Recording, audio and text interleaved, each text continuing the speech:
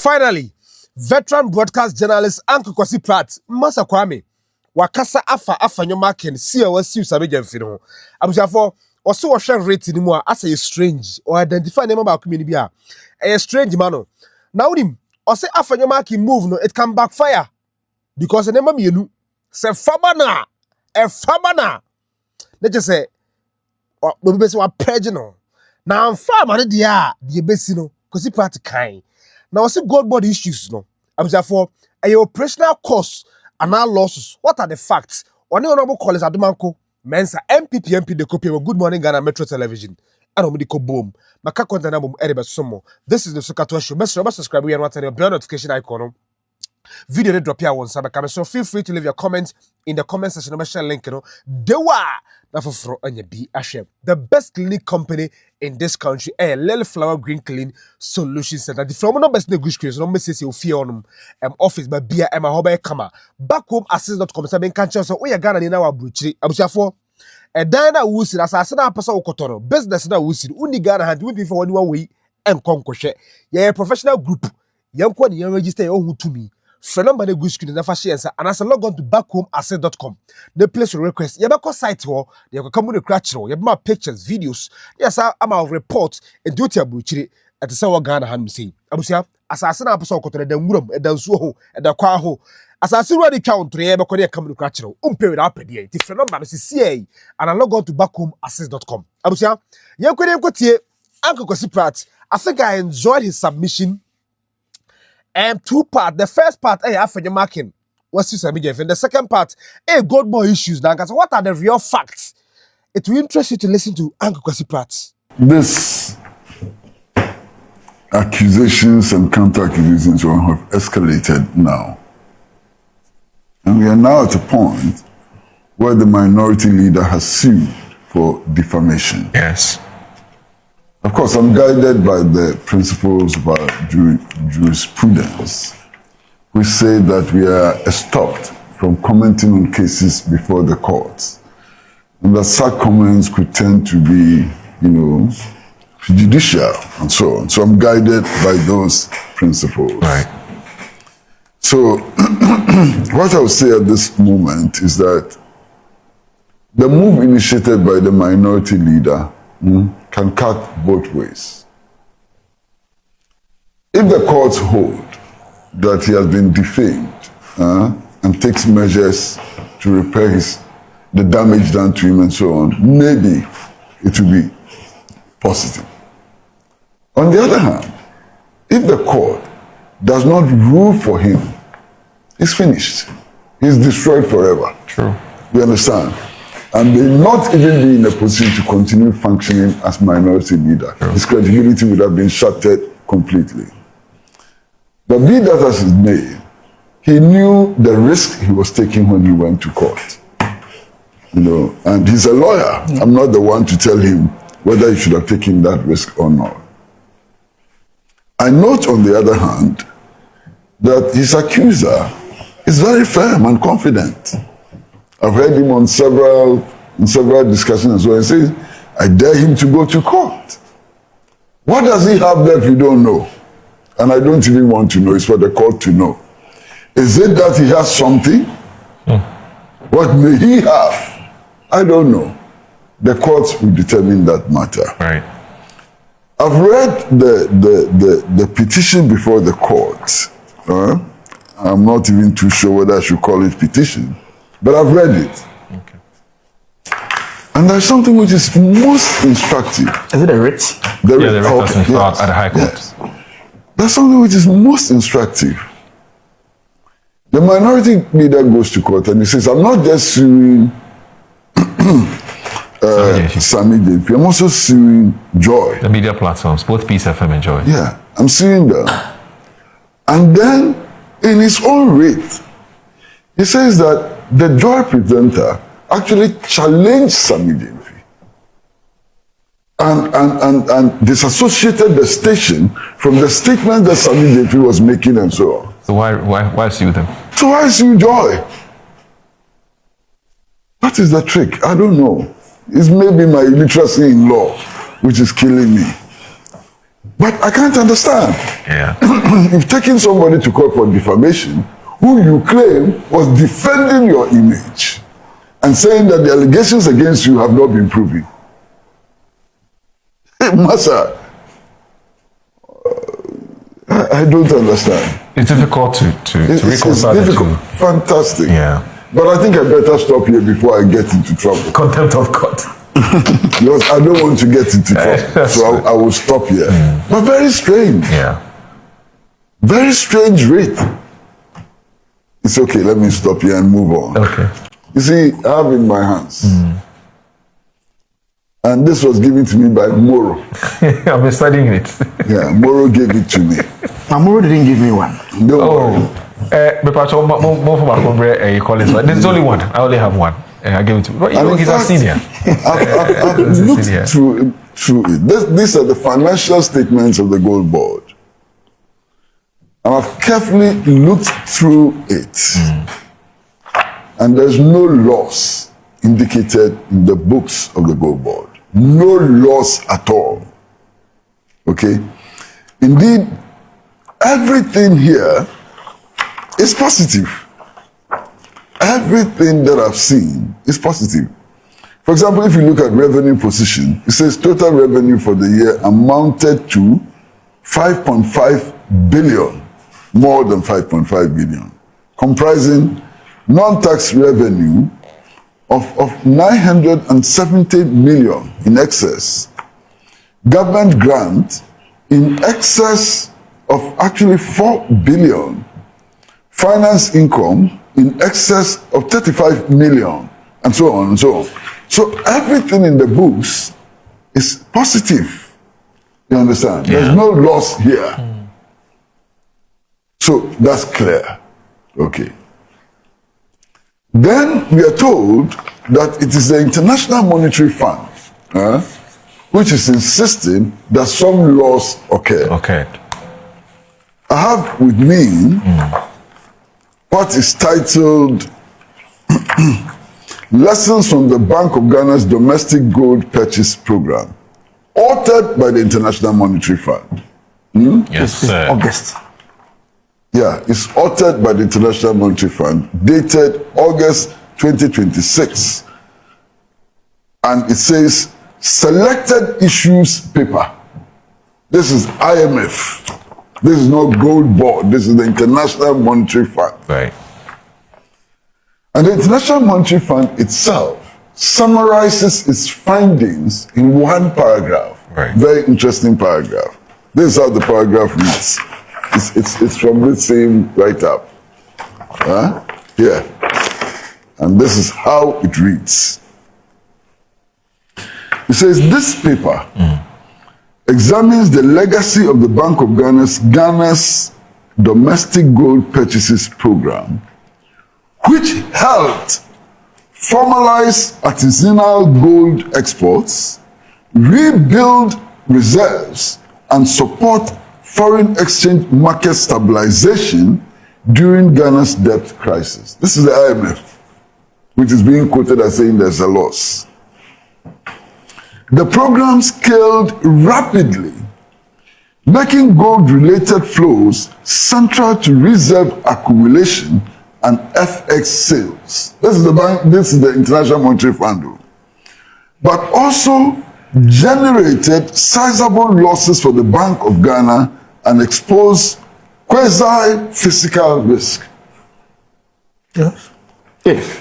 Mark you. Yes. The wording is most important. Very important, yes. You're listening.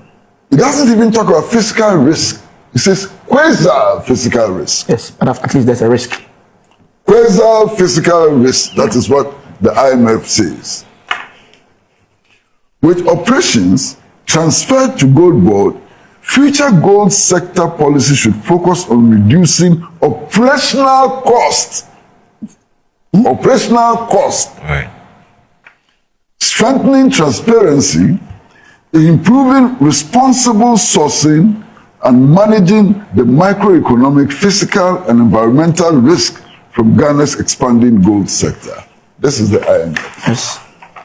So, in one breath, if you listen to the IMF, what they describe as loss is also described as cost. No. Master, No, here is no. No, read it for yourself. I listened to, but what the entire laws they talk about is not the operational cost. Shall I read it it says again? no. I listen. It says reduce Master. operational cost.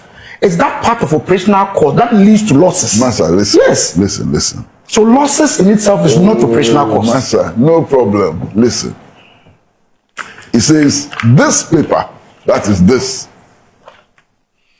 examines the legacy of the Bank of Ghana's domestic gold purchase program, which helped formalize artisanal gold exports, rebuild reserves, and support foreign exchange market stabilization during Ghana's debt crisis.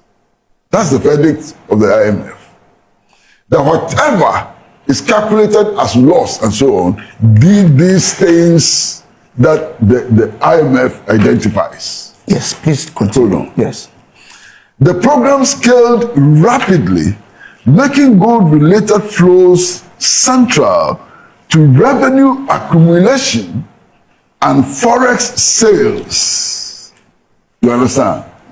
But generated sizable losses for the Bank of Ghana and exposed quasi-financial risk. No, Uncle, please repeat that It's point. one sentence. No, repeat it. I'll repeat it for Generated you. sizable loss. But That's also a generated, very important word. yes, but sizable loss. Oh, hold on. No, Uncle, hold on. you are I'm repeating reading some it. aspects. Have I hidden it? You want me to repeat? Yes, I I'm just want going to repeat it. Hold Yes. on. But also generated Yes. sizable losses Yes. for Bank of Ghana and exposed quasi-physical risk. Yes. That's what the IMF says. Yes. Yes. Oh, my brother. This is your yes. My brother, take your time. Yes, Uncle. You see, accounting is an interesting area. And there are all kinds of concepts in accounting. So, for example, in accounting, if money is lost, it may be described, and you should know that, it may be described as general deficiency. When money is missing in accounts and it's described as general deficiency, there's no criminal motive. You understand? Yeah. You cannot prosecute for general deficiency. Even though the money is not there, money which is supposed to be there is not there, once it's described as resulting from general deficiency and so on, there are other factors, administrative, costs and so on, which go into the declaration of general deficiency and so on. That's accounting. In accounting, you may, as the IMF has done, calculate cost as losses. And you may decide that because they are costs, they cannot be counted as losses. It depends on the perspective of whoever is writing that report. You understand? Yes. Now, the point is that every policy measure which is implemented, every, without exception, has cost. There's no policy measure which is implemented without cost. It has cost. Should we then describe the cost as losses or what? That's the question that faces us. You understand? So even when you come to look at the Bank of Ghana, what is sitting on the books of the Bank of Ghana, they may not be losses, they may be costs. Dependent on who is doing the evaluation and what yardstick the evaluer determines to use, it may be counted as cost. Now, the question to ask is cost for what? And I read that portion, which is clear. This is what the IMF itself is saying. The cost for what? It is cost for the formalization of artisanal gold exports. It is cost for rebuilding reserves. It is cost for supporting the foreign exchange market stabilization during Ghana's debt crisis. These are the activities. These are the intended objectives which have been achieved. So these are costs for what we're experiencing today. You see, the fall, the improvement in the value of the cedi from 17 to $1 to 11 to $1 came with a cost. What is that cost? Is that cost a loss? The drop in inflation figures came with a cost. What is that cost? You understand? Even the reduction in the external debt position of Ghana must come with a cost. The stabilization of artisanal mining exports from artisanal mining, which the IMF recognizes, must come with a cost. What is the cost? So we should not be confusing cost of policy implementation with losses. That's one point. Now, the second point is that this program which is being implemented today by the GoldBod, or which was implemented by the GoldBod in 2025, is the same model which was designed by the NPP administration. And that is why NPP communicators have insisted that the GoldBod should not be given credit for what is happening, and that the credit rightly belongs to Dr. Mahmoud Bawumia. If I lie, tell me. The IMF has said so. Yeah? The report has said so, that it started in 2022. So that's a fact. Okay, now if that is a fact, if the GoldBod is implementing the model that you designed, with these cost implications, where is the noise coming from? Why is there so much noise? Well, it's the same model. And indeed, when in 2024, the implementation of the model which you designed incurred more debt than we are incurring today. More losses, if you are to use the word losses, than we are incurring today. No, not necessarily, because you just talked about a 2024 loss, which is about $400 million US. I mean, you can't compare that to 1.7 billion for 2025, quite clearly. Look at the volumes. Well, you see, don't do one-sided analysis. I get it. The figures are not absolute. Yes. The figures relate to volumes also. I agree. So if you look at volumes, you cannot be making the statement that you're making. I agree. You understand what I'm saying? I get it. So what is this noise about? Understand, I get the point you're making. What is this noise about? The only way to understand this noise is to listen to that MPP former member of parliament who was talking to party communicators in the headquarters. That's not fair. That's not fair. That's a matter. That is not fair, Angwesi. That cannot be fair. Angwesi is not fair. What do you mean it's not fair? But he has just told you that it's matter. It's his matter. It's not fair. You are trying to spread the message that we are doing propaganda. I'm saying that Sylvester Mensah's matter. It's his matter. It's a Sylvester Mensah matter. Sly matter. Sly matter. Yes. I agree. Yes. What I'm saying is that given the analysis that I have made, given the analysis of the International Monetary Fund itself, given history, a 2-year history, given the claim that even Collins has made before, that this whole GoldBod project is not new, it's a Bawumia introduced project.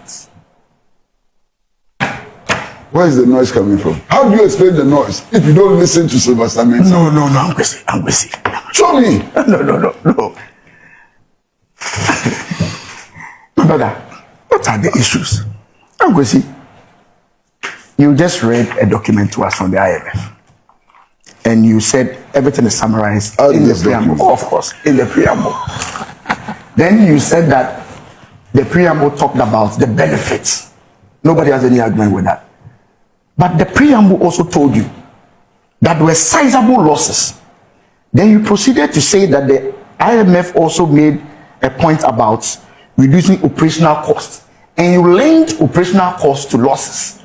And said that the IMF at one point talks about losses and another point talks about operational costs. And I think that even the IMF themselves are interlinked in their comments. I'm saying no. Losses are losses. Operational costs is operational costs. There's no ambiguity with that. Of course, if you look at the paper, the book, the document that you just handed over to me, let's go to 13, paragraph 13. DGPP operations have generated significant losses for the BOJ. This is the IMF own document. There's no ambiguity as to whether there are losses or operational costs. There's no ambiguity. There's a loss. In fact, the IMF themselves make it clear here that in 2024, there was a loss of 400 million, which was 0.5% of GDP. In 2025, it has gone on to 1.7 billion, which is 1.5% of GDP. So there's no ambiguity between the losses and operational costs. There's no ambiguity. There is a loss. That's fundamental. And that is why the IMF themselves have told you that there's a quasi-risk. There's a risk to the Bank of Ghana's operations if they continue recording these losses in their books. My argument is that how do we as a country begin to fashion out the operations of GoldBod and Bank of Ghana's gold purchase program to ensure that we don't come back to another 1.7 billion loss? That is significant. That is my point. My brother. That is my point. And it is very clear here, Ambrose, as to whether the program started in 2022 or not. That is a fact. The IMF document itself, and I can read it. It started during the domestic debt crisis, which was in 2022. So go to paragraph 7. They've made that clear. But the GoldBod, as they said, is a scale-up. What we were doing in 2022, we didn't have a GoldBod Act that made the GoldBod a monopoly. We didn't have that in 2022. So we can commend them for that scale up. Obviously, it has some implications. So this is in response to the volumes argument. Absolutely. Okay. We didn't have a monopoly. Now, every small scale you can't buy, you can't sell unless you GoldBod. So obviously, it will scale up on the basis of the new act. That is fundamental. Master. So you see, there's no difference between operational costs and losses. Right. What the World Bank is telling you is that we have seen some significant gains. These gains is bringing some sizable losses to Bank of Ghana. And they're even telling Bank of Ghana to scale down on the activities within that space. I've listened to Esame Jennifer last time they held a program that they are trying to now be on their own, not to rely on the Bank of Ghana to supply them. That is the way to see how we are going to reduce those losses. But as to whether there is loss or not, there is a loss of 1.7 billion. It is unprecedented. Let's all have a conversation about it and see how best we can turn things around. It is not an operational cost. It is a loss in the books of Bank of Ghana. Okay, Moro. Here is the IMF saying that a certain operation is leading to losses. So you would expect that the operation which is leading to losses, which the IMF itself has identified, the IMF would not want to invest in it. True or false? Right. I get the point you're making. Now you have a situation where the IMF, which is claiming that that operation incurs losses and so on, is offering to invest in that operation which is incurring losses. Does that make sense? I don't know where that. Maybe I don't have that information. I'm giving you that information. Okay. I don't have that information. The IMF wants to invest. Because according to the GoldBod, it has two offers. Yes. One from the Bank of Ghana and one from the International Monetary Fund to raise the finances necessary for this operation. That's true. Which they claim is causing losses. I get you, but I foresee. Okay, sorry. Yeah. Okay. I mean, it simply doesn't make any sense at all. Okay. So in doing analysis, you have to bring in all of these things. You know that your analysis is cogent and so on. It doesn't make sense. Then for me, I'm looking at the ideological underpinnings in these matters. What the Mahama administration is doing is alien to the IMF's prescriptions. Okay. The IMF over the years, way before, but let's take the base year as 1983. The IMF's position has been that the city should be allowed to fall freely on the international market. That's the IMF position. IMF has consistently been opposed to measures which will stabilize the city since 1983. Now, what is the consequence? The consequence of that is that since 1983, the Ghanaian cedi has been devalued by more than 34,000%. Check the figures. So what the Mahama administration is doing is that it is showing that the IMF's prescription since 1983 has not worked, is not workable, and that there's a viable alternative which can stabilize the national currency. Obviously, the IMF will not be happy with this. Okay? Now, if there's an ideological positioning which pitches the IMF against the Mahama administration, are you surprised that cost of policy implementation is being classified as losses? It's an ideological battle. We are in the realm of ideological battle now.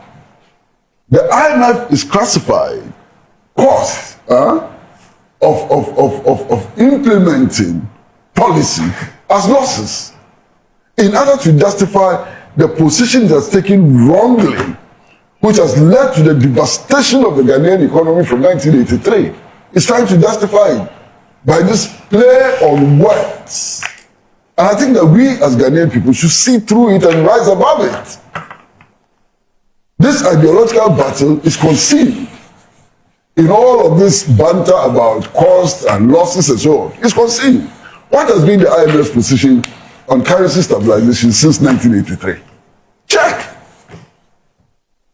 And if you check the IMF's position on currency stabilization since the Rawlings days, you will understand why what this is happening. It's interesting because you know but the Mahama administration, His Excellency, are they still not in agreement with the IMF? Oh, you mean the After the extended credit agreement, you mean the agreement with the IMF? No problem. Yes, See, I know. The agreement you are policies making of this now thing is about Mr. Mahama's Excellency trying to move away no, let me explain. from that ideological. I'm telling you that they are still there. No, let me explain. You see, in all of this, there's a framework, which is the general. The framework, which is the general, I hope is clear. Within that framework, they may exist, and in fact, they do exist, options within the framework. The Mahama administration inherited an IMF program, which was contracted by the Akufo-Addo administration. It decided to go ahead with the problem. So in terms of policy framework, there was no difference between the Mahama administration and the Akufo-Addo administration. So ask yourself, how is it that the policy framework is the same, but outcomes have been different? Outcomes have been different because within that framework, the options which have been selected by the Mahama administration have been different from the options which were selected by the Akufo-Addo administration. You understand what I'm saying? Right. Yes. No, okay. What I'm saying is that that program that Mr. Mahama, His Excellency, inherited from the NPP government has ended. When it ended, the Mahama administration now took a decision on their own, not following what Mr. Akufo-Addo did. After the exit, they went into another agreement. No. That's you're talking about consequential to the first agreement. No, you're talking about the policy coordination. Yes, it's not consequential. They decided to assign to it. But that's a non-funding. But I'm saying No. You are saying that it's consequential, and that it follows. No, I'm saying that this is a decision by the Mahama administration to go into that program after it has exited the Akufo-Addo administration. But the thing is that we are members of the IMF. I've not said that. We can't run away. The point I was making is when President Mahama assumed office on 7th January 2025, he could have cancelled the deal with the IMF. Right. Ghana is a sovereign state. We could have cancelled the deal with the IMF. Yes. He elected to go along with it. Yes. Right. Okay. So it was a matter of choice. You understand? Okay. Then, at the end of the funded program, there's the non-funded program, which is consequential. It's not consequential. That's where I disagree with you. You say it's consequential. It's not. It's not consequential. It's a decision you have to take. And Mahama At that every decision. stage you take a decision. No, but I'm saying that Mr. Mahama took that decision to go into another agreement. That Mr. Mahama He's took not that decision. disagreeing. But I'm saying that it is normal if you finish the funded program to go into the non-funding program package. It's normal. Okay? It would have been abnormal if the Mahama administration had decided that we are not, proceeding after the funded program to the non-funded program. That is where I disagree with It you. would have been abnormal. No, that's why I disagree with you. When Mr. Akufo-Addo took over in 2016 or 2017, there was an IMF program. When we exited that program, I don't recall Nana Adanko Akufo-Addo. So he didn't go to PCR, right? Absolutely. So that was a decision. It's not a consequential. Right. That's fine. It's not a follow-up. That's the point I'm making. I don't recall. It's a decision. It's the same as it is fact. It's a fact. He did No, not there was sign no up to a PCR. PCI. He did not sign to a PCI. So now you have changed your He's not playing the Yes. PCI. All right. So Kwame. The veteran journalist Uncle Kwasi Pratt, my friend Masa Kwame, and Abusiafo, Motin and Kano. Se si ade Sami Jamfi Afenyo-Markin yes you know we dey share dey kwa kusi. I think interesting times ahead. It's the because maybe I make say some na Sami Jamfi ka kafa Afenyo-Markin won say or extortionist no. Se oni nyina so pa dey e serious. Dem so nyina so dey say serious. And the Kwasi Pratt kind no. Ma summarize am o. E fa amfa a backfire. This is the second social media. See, Nana Janto videos ni boom. Iti pacho go back to the channel. Na mo share videos ni bi. Enti bi ambasa tenka on the second show. You just ma fear. You try to say one on one dey come match. But then students dey ma kwan. Zero we fully fit. The students dey ma kwan ya. Me give some button on this particular channel. Subscribe as I know ko we not turn on bell notification icon. I'm also for Steve's on the